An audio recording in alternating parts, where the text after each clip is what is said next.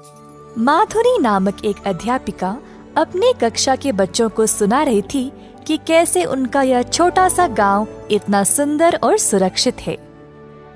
बच्चों, क्या तुम सबको पता है कि हम सब क्यों इतने खुश, स्वस्थ और सुरक्षित हैं इस गांव में? ये सब एक अच्छी चुड़ैल स्वस्ति की वजह से है। अपनी शक्तियों का उपयोग करके वह इस गांव की और गांव के सभी लोगों का ध्यान रखती है।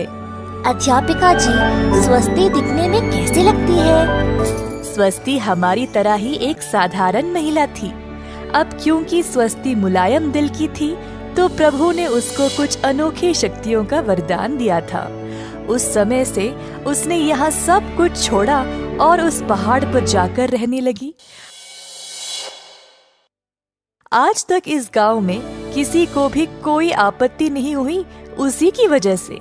यहाँ के खेत, फूल, फल, लोग, उसने हर एक चीज का ध्यान रखा है।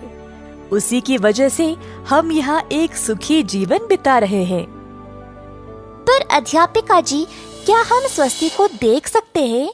स्वस्ति इसी गांव में रहती है, वो पहाड़ नवरत्नम के ऊपर। लोगों की उपस्थिति होने के समय वो आगे नहीं आती।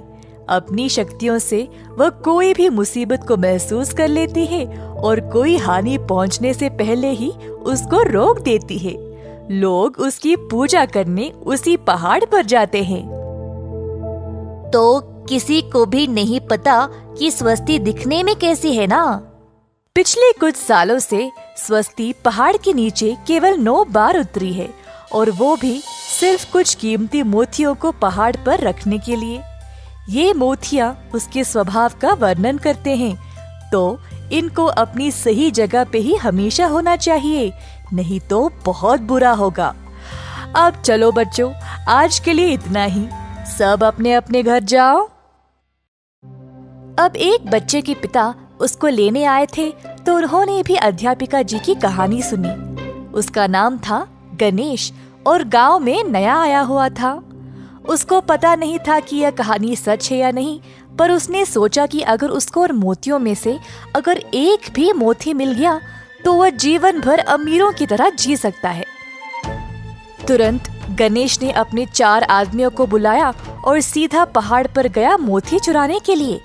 पर उसको पता नहीं था कि उसके रास्ते में इतनी बाधाएं आएंगे। पहला कदम रखते ही तेज आंधी शुरू हो गई। गणेश और उसके 4 आदमी सीधा चल नहीं पाए। जैसे तैसे करके अंत में वह उस पहाड़ के ऊपर चढ़ ही गए। पहाड़ के ऊपर उनको एक हरी चमक दिखाई दी। पास गए तो उनको एक मोती मिला। गणेश खुशी से झूम उठा और मोती को उठा लिया। मोती को उठाते ही भवंडर शुरू हो गया और उसके 4 आदमी जमीन की ओर फिसलने लगे। गणेश ने अपने आप को कैसे भी करके संभाला और फिर अपने घर पहुंच गया। उस दिन से गांव में सब कुछ तहस नहस होने लगा।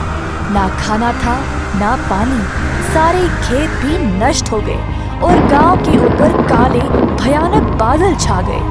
कोई भी घर के बाहर भी कदम नहीं रख पाया तूफान की वजह से।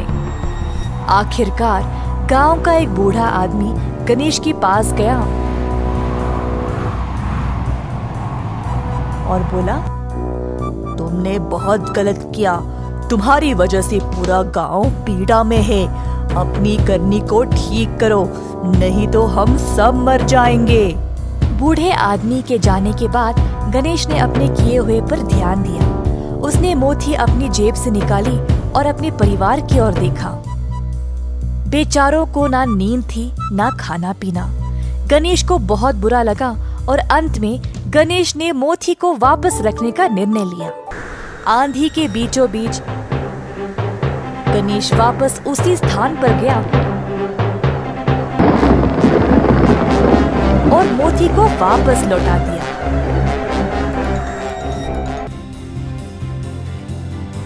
गणेश के ऐसा करते ही सारी परेशानी खत्म हो गई और गांव की स्थिति वापस शांत और सुंदर हो गई। इस घटना के बाद स्वस्ति गांव में आई सबको उन मोतियों का महत्व बताने के लिए। उस दिन से किसी ने भी मोतियों को छूने की हिम्मत भी नहीं की।